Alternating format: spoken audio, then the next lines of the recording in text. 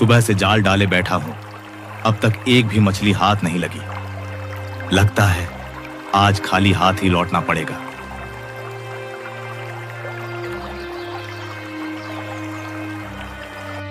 कनकपुर नामक राज्य के एक छोटे से गांव में किशन नाम का एक गरीब मछुआरा रहता था।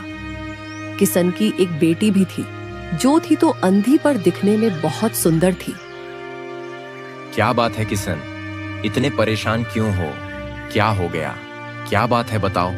अब क्या बताऊं काका, आप तो जानते ही हो, गौरी की मां के जाने के बाद से गौरी की सारी जिम्मेदारी अब मेरे ऊपर आ गई है और अब गौरी बड़ी हो गई है। लेकिन क्या कहे, उसके अंधे होने के कारण उससे कोई शादी ही नहीं करना चाहता।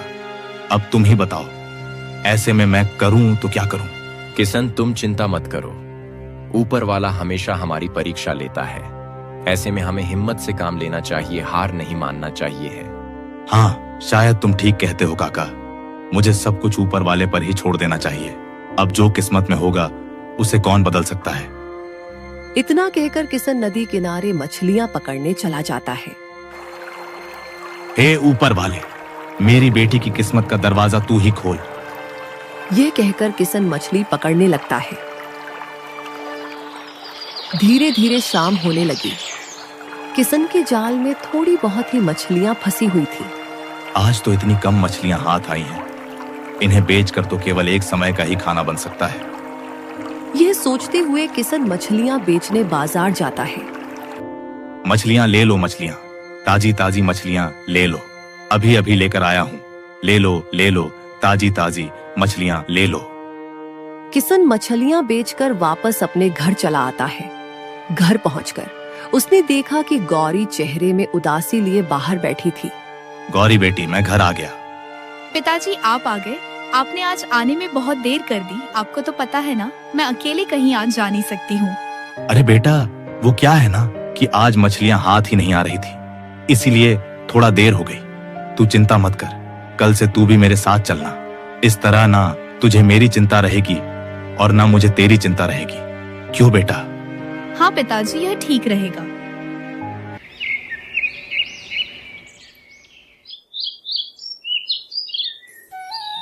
गौरी बेटा, जल्दी कर वरना दिन चढ़ जाएगा और फिर हमें देर हो जाएगी।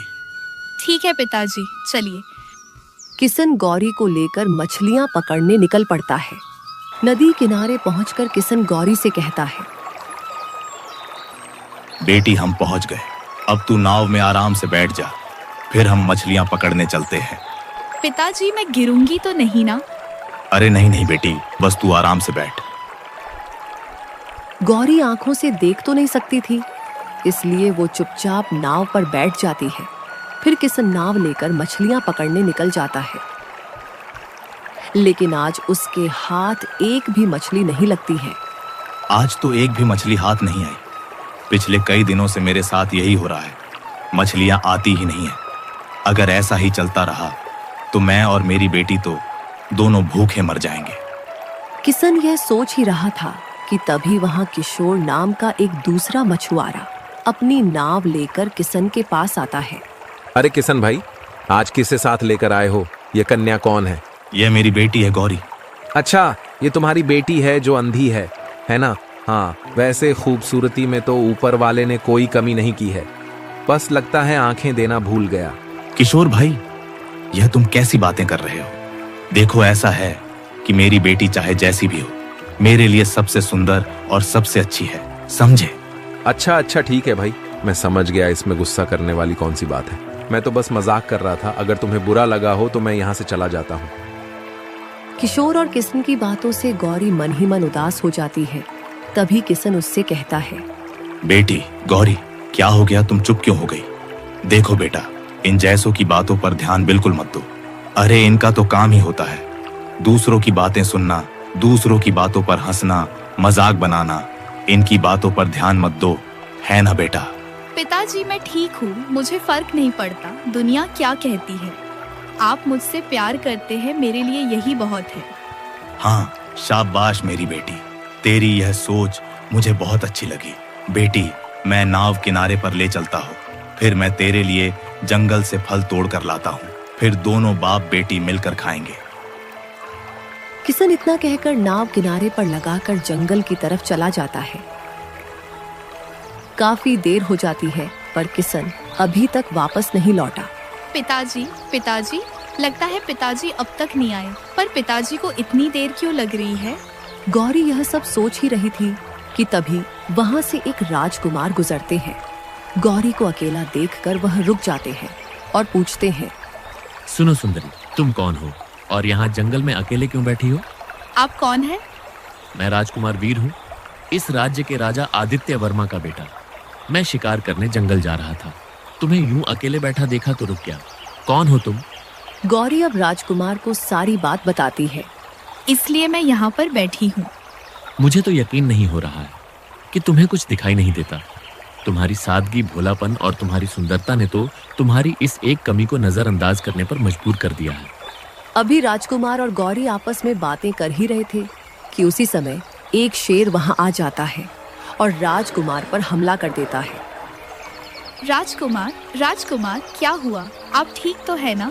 अरे, एक शेर मेरे ऊपर चढ़ गया है, मेरी मदद करो, मेरी सहायता करो। मैं क्या करूं? मैं कैसे मदद करूं? इतने में वहां किसन आ जाता है और यह सब देखकर हैरान हो जाता है। किसन राजकुमार का धनुष और तीर उठाकर तीर को शेर के सर पर मार देता है और शेर मर जाता है।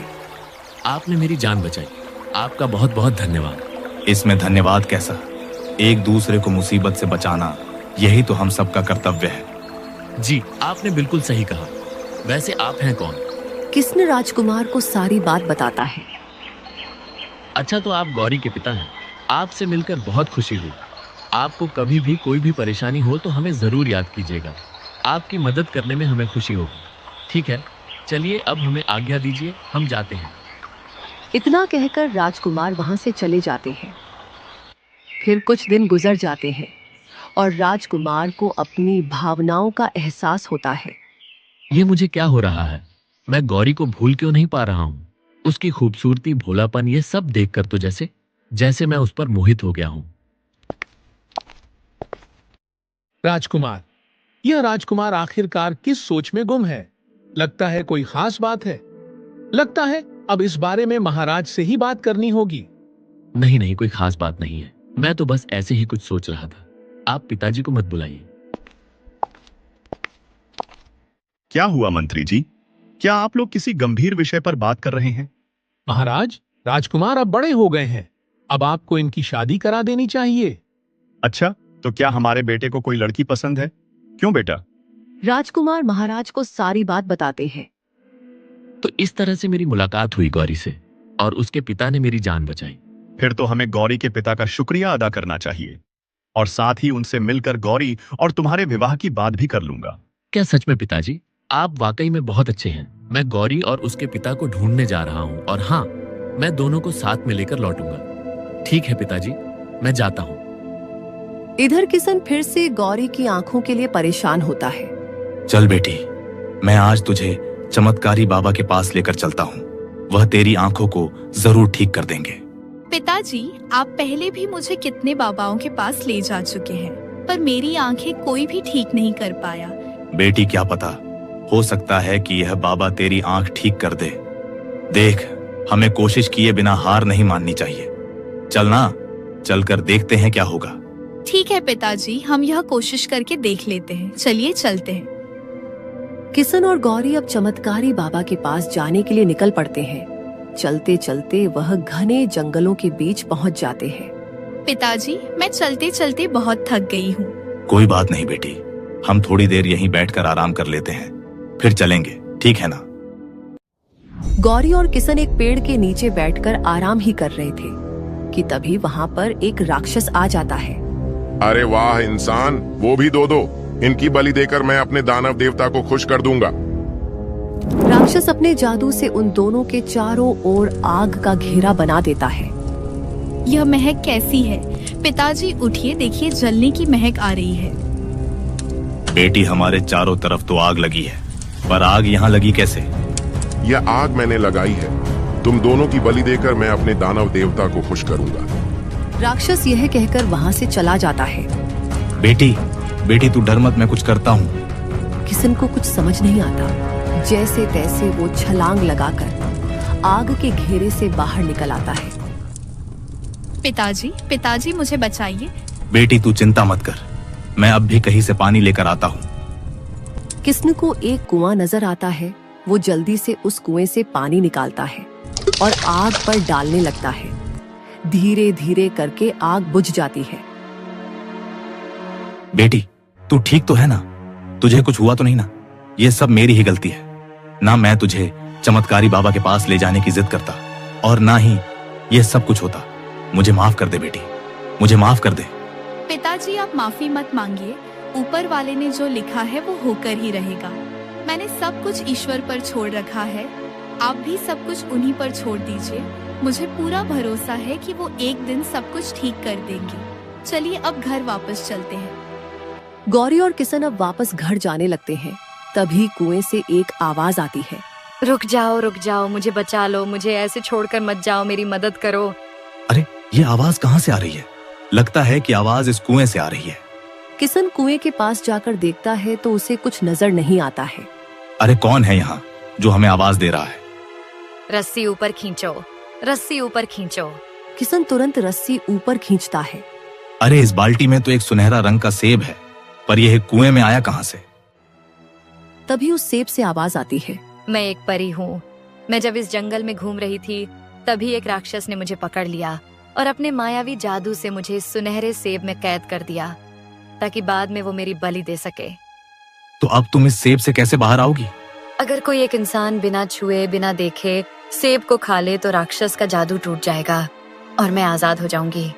किशन कुछ क्षण सोचता रहा, फिर बोला, बिना छुए बिना देखे कोई भला कैसे खा सकता है? ये तो असंभव है। तभी गौरी किशन से बोली, पिताजी मैं समझ गई हूँ इसका जादू कैसे तोड़ना है। आप इस सेब को उठाकर मुझे खिलाइए। लेकिन बेटी शर्त के अनुसार तो। पिताजी सब ठीक होगा, बस जैसा मैंने कहा है आप वैसा कीजिए। फिर किशन उस सेब को उठाता है और गौरी को खिला देता है। जैसे ही गौरी सेब खाती है परी आजाद हो जाती है। तुम्हारा बहुत बहुत धन्यवाद भले इंसान, तुमने मुझे मायावी जादू से आजाद कर दिया। लेकिन बेटी यह कैसे हो गया? इसका जादू कैसे टूट गया? पिताजी आपने सेब मुझे अपने हाथ से खिलाया और मैंने बिना छुए सेब को खाया। क्योंकि मैं देख नहीं सकती हूँ इसलिए मैंने बिना सेब को देखे खाया है। इस तरह से मैंने बिना छुए बिना देखे सेब को खाया और जादू टूट गया।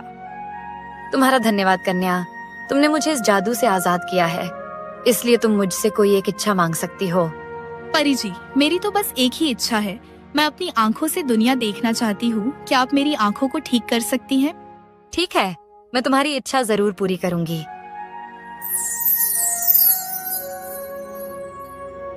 पिताजी मुझे सब कुछ दिखाई दे रहा है। पिताजी देखिए ना, मेरी आंखें एकदम ठीक हो गई। अरे अरे परी जी, आपका बहुत बहुत शुक्रिया। आपने मेरे जीवन भर की चिंता को एक पल में छू मंत्र कर दिया। मैं कैसे आपका धन्यवाद करूं? बहुत बहुत धन्यवाद परी, आप सच में बहुत अच्छी हैं। देखा पिताजी, मैं कहती थी ना कि आप सब कुछ ऊपर वाले पर छोड़ दीजिए, वह सब ठीक कर देगा। और आज देखिए ऊपर वाले ने परी के रूप में मेरी आंखें ठीक कर दी। गौरी बेटी, तू बिल्कुल ठीक कह रही है। अगर ईश्वर पर सच्चा विश्वास किया जाए तो वह खाली नहीं जाता है। हाँ, विश्वास एक बहुत बड़ी ताकत है। ऊपर वाले ने हम सबको धरती पर एक दूसरे पर विश्वास करके एक दूसरे की मदद करने और अच्छे कर्म करने के लिए ही भेजा है। परी यह कहकर अब आसमान में उड़ती हुई गायब हो जाती है। दूसरी ओर राजकुमार गौरी को ढूंढते हुए उसी जंगल में पहुंच जाते हैं। इतनी देर से मैं गौरी की तलाश कर रहा हूँ, पर अब तक तो उसका कोई पता ही नहीं चला। आखिरकार वह रहती कहाँ होगी? राजकुमार यह सब सोच ही रहे थे कि तभी रास्ते में उन्हें किशन और गौरी मिल जाते हैं। अरे गौरी, मैं कब से तुम्हें ढूंढ रहा था। अच्छा हुआ जो तुम मुझे मिल गई। अरे राजकुमार, आप यहाँ सब कुछ ठीक तो है ना?